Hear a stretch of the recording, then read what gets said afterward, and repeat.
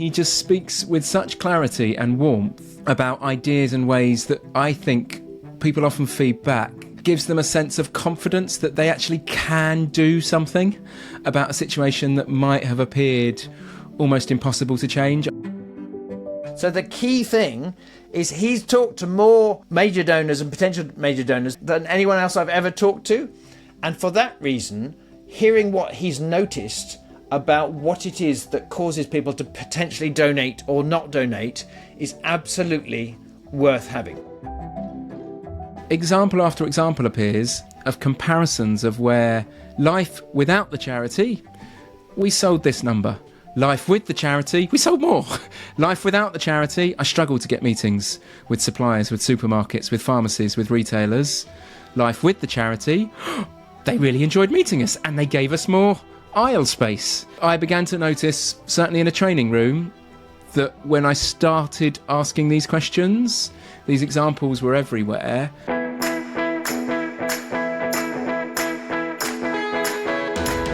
Hello and welcome to the Fundraising Bright Spot Show. My name's Rob Woods and this is the podcast for fundraisers who want ideas and maybe a little dose of inspiration to help you raise more money and really enjoy your job. This is episode 168. This time we're doing a slightly different episode and I'm joined by my colleague Ben Swart. Ben, how are you? I'm very good, thank you, Rob. We've done 2 or 3 of these, haven't we, in recent years? What we're going to do is share just a handful of episodes we've created in the last 12 months where either it's a topic that absolutely is as important as ever and it's not going to become less important anytime soon, and or ones where we've got a disproportionate amount of feedback of just how helpful it's been in practical terms. So with that in mind, Ben, we won't have time to talk about many today, but if there was one on your list from chats with various people you train and coach that is really worth making time to listen to, which would it be? Do you know, this one is episode number 159 with Paul McKenzie. The topic is something people talk to me about so often, in that they sometimes feel like other teams in their organisation aren't always as helpful as they would like them to be. And they begin to question, are there things that they can do differently? And my favourite, there's many things I like. One is you should just listen because Paul's voice is lovely. He's got a very nice voice, as Paul. But it's not just his voice that's the reason you should listen. Within seconds of hearing Paul's ideas, you realise that he really has lived through thousands of hours of being a fundraiser in an organisation, and it feels like he's talking directly to you and he's understood what you're going through as a fundraiser. And he just speaks with such clarity and warmth about ideas and ways that I think people often feed back. Do you know, it gives them a sense of confidence that they actually can do something about a situation that might have appeared almost impossible to change. I think Paul's very good at helping me feel more confident and getting more belief that there are things I can do to help, even if my colleagues might not seem like they're there helping me. And in particular, the way in which he uses examples, like at some point in the podcast, Paul will talk through the chessboard analogy, which is something that he says he uses with his coaching clients, because Paul works in-house and coaches people, I think, and lots of times coaches leaders, where I think it helps to take you out of the situation, where you feel a bit like you're aggrieved or it's your opinion or something's being done to you. He creates this sort of chessboard analogy of where each team, each member of a team is another part, another piece on the chessboard. And actually the question is, what do I need to do today to be able to help that team member to move a step forwards towards us feeling like we're doing things together? I don't like that. That's what I love about it, Rob. I don't know what you've taken when you were there with Paul and in other conversations you've had. Yeah, I did catch up with Paul the other day, actually, and he's had lots of lovely feedback about it. And whilst he and I are very proud of some of the practical techniques like that one that actually do help you work out a strategy and realise tactics that you can do to increase the chances of colleagues or someone senior to you willingly and happily saying yes to what it is that you propose. We like those, but he said the key thing people tend to say is actually point one, after listening to it, they realise there's more that they can do. So it's back to that locus of control idea that when we feel at the mercy of things, when we feel slightly ground down or disempowered, and that's a fairly common thing. Sometimes if you've been trying to do the right thing for a long time in your charity, you can feel that way. Often it can feel like we've tried everything and there's nothing more that you can do. Whereas Paul's first point is there is always more you can do personally to positively influence change within your organisation than you necessarily realised. And he doesn't say that to make you feel guilty, it's your fault. Such is the way he shares his ideas that it helps you realise, oh, actually, if I seek out this conversation or I arrive at that conversation with a colleague with this mindset, actually, I am more on the front foot than I necessarily realised. And it's easy for me to say that. It's another thing for you to feel that. But the effect for people has been, when listening to his episode, you do feel there's more you can do about these situations than you might have realised. Definitely. And I do just recall a moment, and I think I immediately posted on LinkedIn whilst listening to it, but I recall a moment where he helps us see that in most interactions with our colleagues, we might be walking into it thinking about what we can get, what we want, and this subtle shift of thinking through what is it that we both want together, what's in the best interests of both teams. And I know that sounds fairly obvious, but it's not just that practical shift. It's the way in which Paul uses some lovely stories to help you realise, do you know what? I could do that. It's something that it is possible. Yeah. My last take on this is that when we're being given advice or encouragement, we can feel like you have to be at the top of your game and full of confidence to proactively do anything about these more difficult situations. And the most telling point for me is when Paul is very honest that for most of his career, and even now, he doesn't necessarily feel super confident all the time. And yet, even when feeling somewhat less confident, he still has noticed that he's able to influence more things than he would have necessarily realised years ago. And I think that is just somewhat reassuring to most of us who are not feeling 10 out of 10 all the time. Yeah, absolutely. Give it a listen. I urge you to find episode 159 and push play on it, because they won't regret it. That's the first one, Rob. Are there any others? Yeah, one of my all-time favourite listens is episode 156 and indeed 157 with the brilliant Tom Hall. And really, I've had the good fortune to interview hundreds of very high-achieving fundraisers over the years, but Tom for me would be right up there as one of the people I've learned most from over the last 2 decades. If you don't know who he is, he has a role at UBS, and they are one of the leading wealth managers in the world, and his role is largely about having conversations with high net worth people about how they might implement and increase their philanthropy. And the key hook as to why he's really worth listening to, I would say, is that when he was working for a charity, I think at one point he worked for Scope, he was very good at his job and he worked hard as a major donor fundraiser. And maybe across a year he might manage to talk to 30 or 40 at most high net worth individuals. Now that he has this privileged position working for the bank, it's at a completely different level. So that over the last 10 years, Tom has talked to more than 4,000 millionaires and indeed billionaires. And if you get your calculator out, I reckon that's about 7 or 8 conversations with very wealthy people about potentially making a donation, 7 or 8 per week. Now, I think you could be fairly stupid and have that number of conversations and still would be learning some really valuable patterns. And Tom is really not stupid. He's a very smart person. So the key thing is he's talked to more major donors and potential major donors than anyone else I've ever talked to. And for that reason, hearing what he's noticed about what it is that causes people to potentially donate or not donate is absolutely worth having. Rob, I love it. I mean, you're absolutely right. The way he speaks, it oozes with stories and ideas and conversations with the very people that most fundraisers, especially the ones listening to this podcast, would love to get insight on. So it is a dynamite episode. I think he talks in a way about impact and honesty and measuring impact that I think some people are aware of, but I don't think I've heard quite spoken in the same way. What's his take on impact from that episode, Rob? Can you remember? Yeah.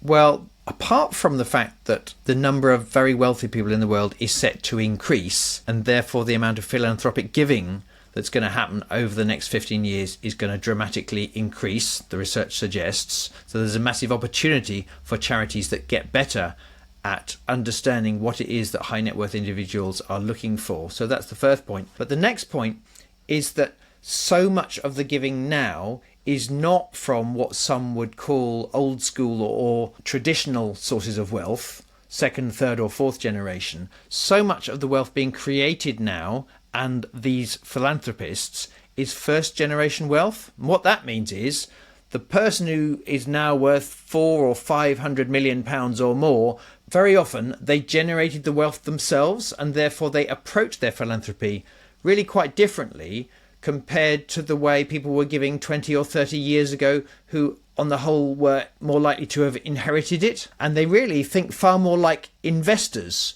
than in that traditional model. And therefore, absolutely, they're more drawn to certain causes because of their heart, because of their background, because of their values, because of their life experiences. They might care about a particular disease or the plight of a particular country more than others based on their experience.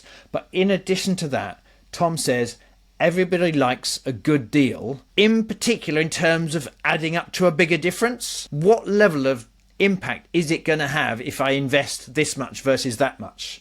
And the charities that understand that and quite deliberately arrive with a proposition that demonstrates that, including with measurement, will always have a big edge over the charities that don't. I love it. And I believe there's even a moment when he asks you, Rob, I think you've got $100 million to invest, and he puts 3 very compelling cases in front of you. Each one of them sounds like a good use of $100 million to my naive eyes. And I think you pick one of the projects. I think I did too as I was listening. And then he says, sorry, Rob, you've just misinvested $100 million. And here's why. And I just love this level of insight that he's got. I think will help our major donor, high value fundraiser listeners to just clock how best to talk to their donors and how best to think about their own organisations in measuring their own impact. Yeah, it's a really compelling listen because the way he tells it, the one I chose to my common sense point of view, nowhere near the country or the situation of the problem in mind, it really seemed like the one that was most likely to save the most lives. But that's his point, is that common sense is not enough. Measurement, like so often the interventions that make the biggest difference are not necessarily obvious, and that's why measuring them is so fundamental to us making as big a difference as we possibly can. And most philanthropists now really take seriously their responsibility in investing in those ways which absolutely can be demonstrated as achieving a high impact. And for the people listening, the number of charities and organisations I've talked to who lament that when they talk through their project or the building blocks of why they think they make an impact, they say the problem is many donors want to try and solve the problem in this quicker, simpler way, but to actually truly make an impact, we've learned you need to do these 1, 2 or 3 more complex things. And I love this episode because I think it will give you more evidence, more examples to give you confidence. It's okay to have a complex project. It's okay for it not to be so simply and easily solved, because as you noticed from what Rob just said, that isn't how the world's problems are solved. If they were that easy to solve, it would be done quicker. I love this because it won't be you talking, it will be the voice of a UBS wealth and philanthropy advisor who's spoken to thousands and thousands of donors, which will help you, I think, when talking to other donors and your colleagues. Yeah, and I think the talking to your colleagues is a key bit, because many fundraisers are absolutely doing their utmost to help their organisation think this way, be really curious and test and measure what they can, where they can.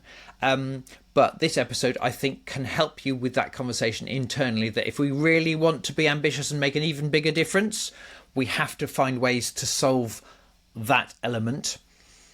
And Tom does share some interesting ideas on how organisations, including small ones, have gone about that measurement piece and achieving both impact but also sustainability in the proposition they might offer to trusts, foundations and major donors.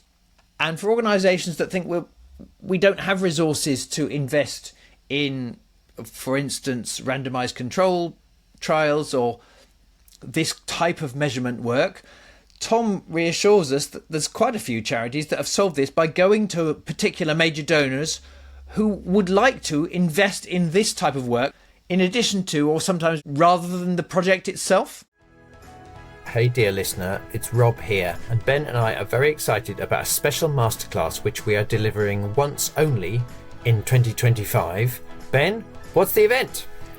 It is Wow Your Donors, a topic that is so powerful that you and I have been flown out to Italy, to Holland, to Norway, to Kenya, and for one day only, it is coming to London.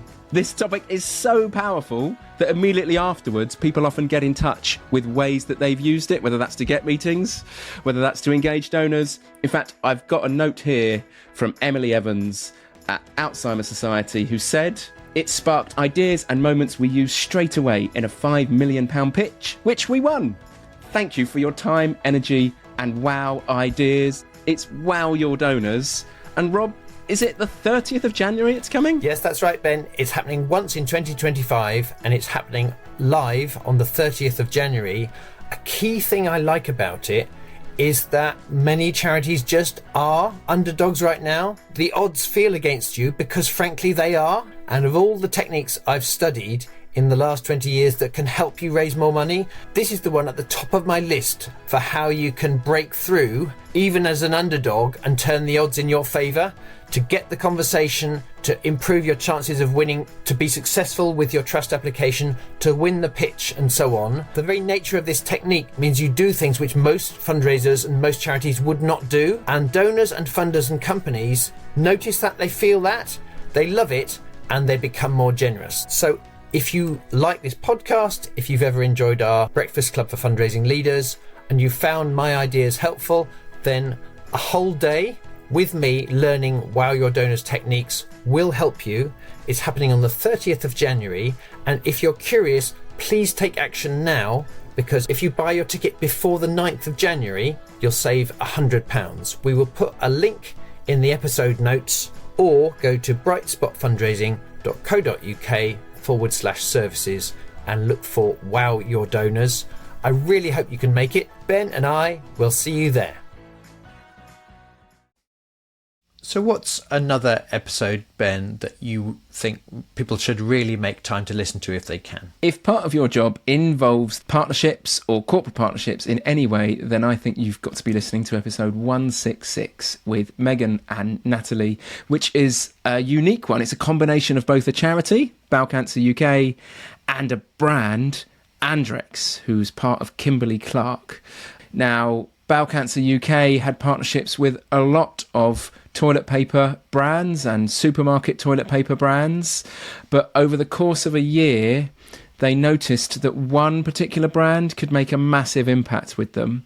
They worked so hard across the whole organisation to build a partnership with Andrex, and in the space of a year and a half, they went from a partnership that I think was valued at about £30,000, £30,000 to £50,000, something like that, to one that today is a £2.3 million partnership, using both media space, advertising space. Andrex are funding huge campaigns and including donations straight to Bowel Cancer UK to be able to help people. And I love this episode for lots of reasons. One of them is, to be able to hear from Natalie Wood, head of brand engagement at Andrex, about what it's like from her point of view to partner with a charity. There's some fascinating things there. To hear the word poo used quite a lot is always quite fun, but there's some brilliant moments of where it doesn't feel like it's a charity talking and it's a brand talking. You realise it feels like they are both coming at a problem together and working together on it, and you get a sense of this. But you also hear about what it felt like from Megan's point of view to work with a brand, and from Natalie's point of view. And for me, there's lots of things you'll like, but I think the smart fundraiser will notice that there are sentences that Natalie uses. Now, bear in mind, Natalie is a senior brand manager at a huge brand like Andrex, like internationally renowned, where she says things like, we know the expertise of Bowel Cancer UK, and we were adamant that we would not put something in the public domain unless Bowel Cancer UK and their clinicians were happy with it. Now, I love that sentence because I think the smart corporate fundraiser among you will realise that it's not always easy building partnerships, and sometimes your colleagues and your experts in policy and on the front line and in research will quite rightly feel a bit worried about how will the company talk about our cause? Will they say it in the ways we most want? My favourite thing is, if I were listening to this as a corporate fundraiser, I would use the very sentences that Natalie has said when trying to influence my colleagues internally. I would say a senior person from Kimberly-Clark working on the Andrex and Bowel Cancer partnership said they would not show anything publicly unless they knew the charity were happy with it. And I think I would say that both to my colleagues and to any companies that I were influencing, to see if they would also have that sort of leeway. And then Megan also said that there's many things she learnt about the speed and the way of working with Andrex that I think has helped her influence her organisation, which again, I think if you listen to it, you'll hear examples that in meetings internally and in meetings with companies, you can use as a fundraiser to help just increase the belief in your colleagues that partnerships might be the right thing. There are many things I took from that episode, Rob, but one of them is just story after story, the proof that these partnerships are a good idea, especially with those quotes. I know you've spent lots of time with Andrex and Bowel Cancer too. What did you notice? Well, one of the ones for me is it's such a great example that it's worth being ambitious. We don't have time and resources to try to achieve a massive partnership with every company that may have donated to us or helped us in the past, but there are 1, 2 or 3 of the existing partners, if you do have some corporate partners already, that could make a much bigger difference than the rest. And I think Bowel Cancer UK, they're really good at stewardship. Actually, all 11 of the original partners for their On a Roll campaign are still supporting them in raising an awareness and donating as well. But there's relatively few that could add up to a much bigger difference for their particular issue, and Andrex was that. What other fundraisers have fed back to me is this example has caused them to look at their existing partners and see differently the ones that really could be their equivalent of Andrex, and work even harder to try and get extra conversations and somehow build trust and have two-way conversations with those, because the prize is so great if with a relatively few partners you can find a way to be much more ambitious that becomes win-win for both parties. Absolutely. And having worked with the Bowel Cancer team, I do think it is easy as a corporate fundraiser to be distracted by these 3 charity of the years, these companies that seem to be on lots of charities pipelines, when in truth there's a very powerful moment in the podcast where Megan and Natalie talk about the symptoms to getting bowel cancer, and that nearly half of those most important, most urgent symptoms, life-saving symptoms, half of them can be spotted when you're on the toilet. And so suddenly, out of all of the different types of company I could talk to, well, it's the ones that sell toilet paper. And you could stop there, but I know, Rob, you've talked about this. Out of all the different toilet paper brands, there's one of them that is disproportionately bigger, more experienced, and has more of the market share. And that one is Andrex. And so they set their sights in an unreasonable way on Andrex, and you're right, a year later it's making a massive impact. But it's not just making a massive impact to the lives of people with bowel cancer. I think, which we know they do. Megan, hot off the press, talks about statistics. So listen to the podcast and listen to the hot off the press news. It doesn't just help the charity.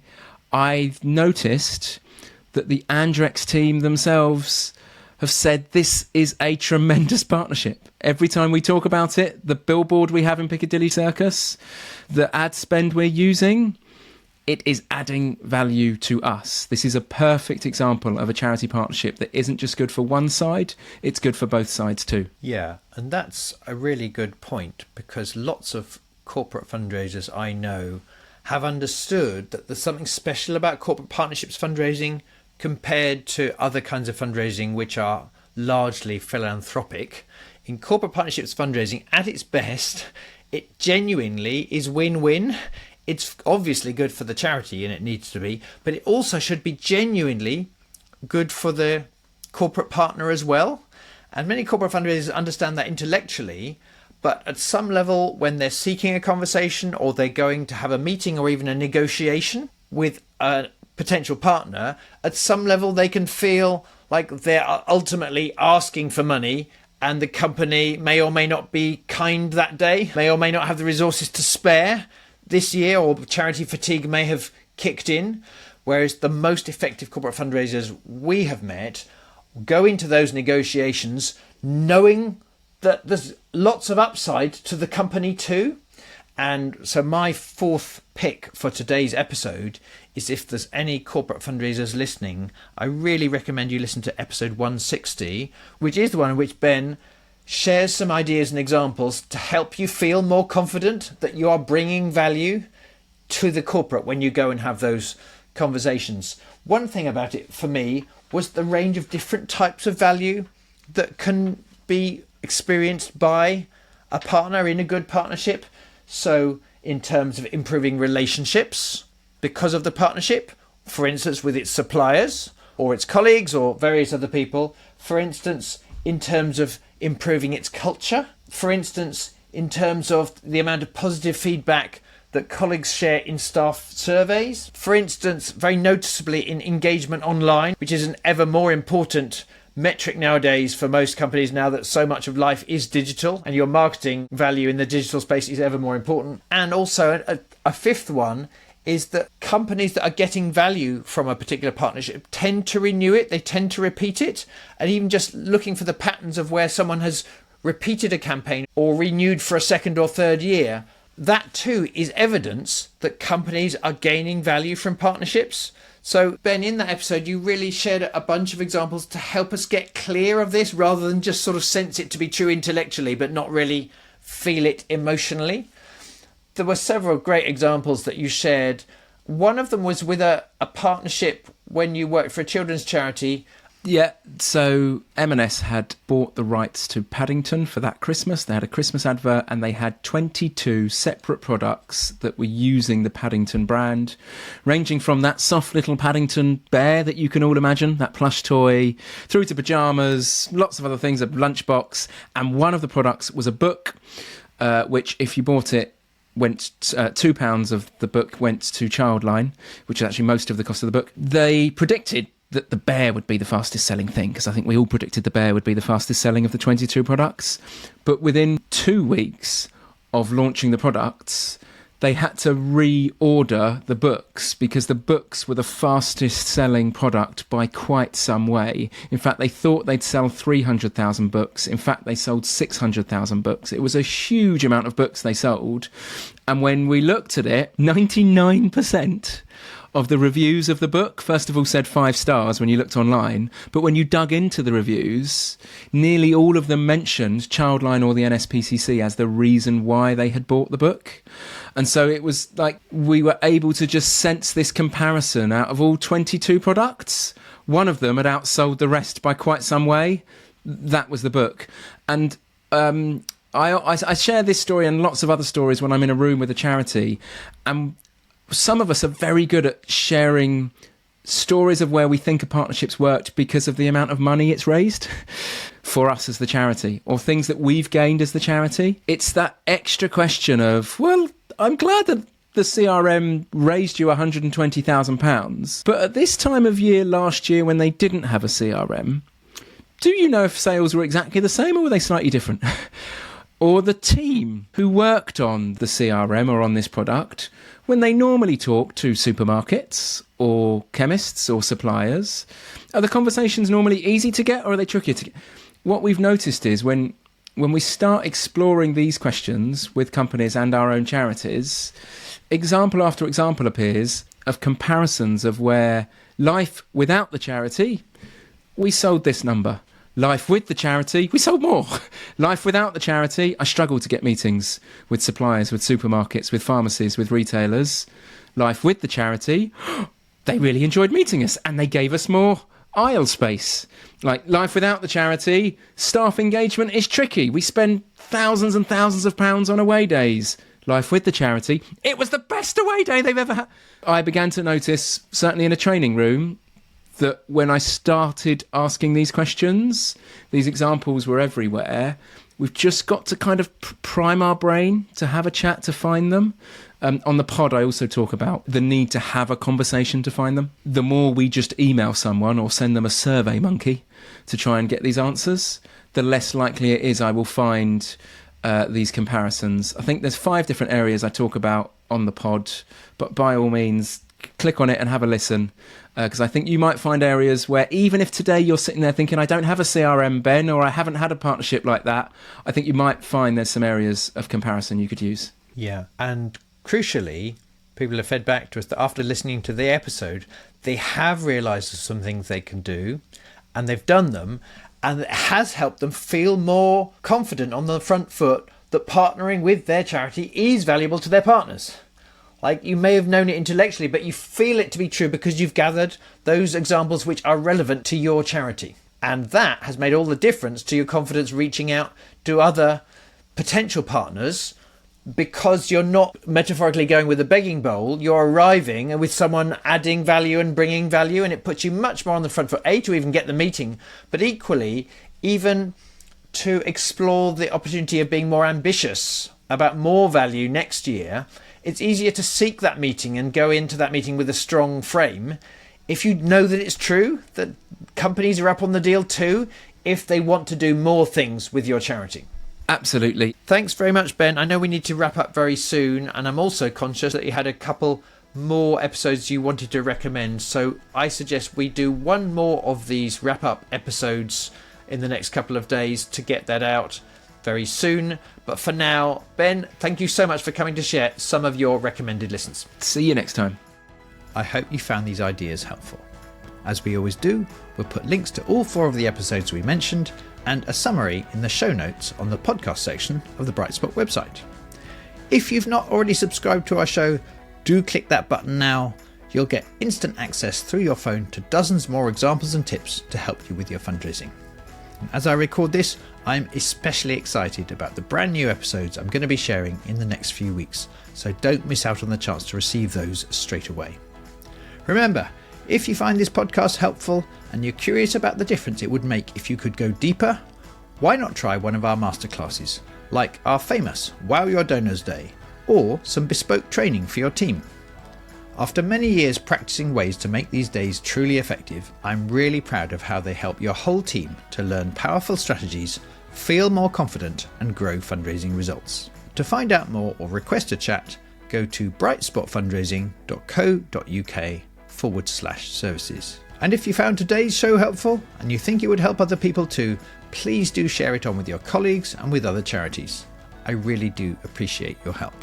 Do let us know what you think. Ben and I are both on LinkedIn. Thank you so much for listening and supporting my podcast. Good luck with your fundraising, and I can't wait to share more Bright Spot stories with you very soon.